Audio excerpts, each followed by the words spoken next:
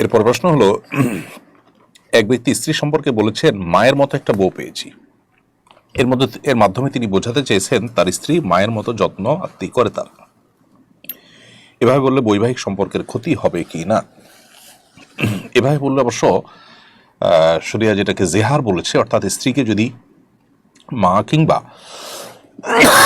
কোনো মাহরামের সাথে তুলনা করা হয়, তুমি আমার মায়ের মতো, আমার মা যেরকম হারাম তুমি এরকম হারাম, এই টাইপের কথাবার্তা বললে সেটাকে জেহার বলা হয়। তো এই কথা প্রশ্নে যেভাবে বলেছেন এভাবে বললে এটা জেহারের আওতা পড়বে না, কিন্তু এ ধরনের কথা বলা থেকে বিরত থাকা উচিত, কারণ এটা শুনতে যেমন শ্রুতিকটু, ঠিক একইভাবে এটা জেহারের সাথে সাদৃশ্য হয় এবং ধোঁয়াশা তৈরি করে। বিধায় এ ধরনের কথা না বলে মূল বিষয়টাকে অন্য কোনোভাবে বলা যায় যে সে আমাকে অনেক বেশি যত্ন আত্তি করে, আমার মা আমাকে টেক কেয়ার করতো, এখন মা নেই, অথবা মায়ের অনুপস্থিতিতে সে টেক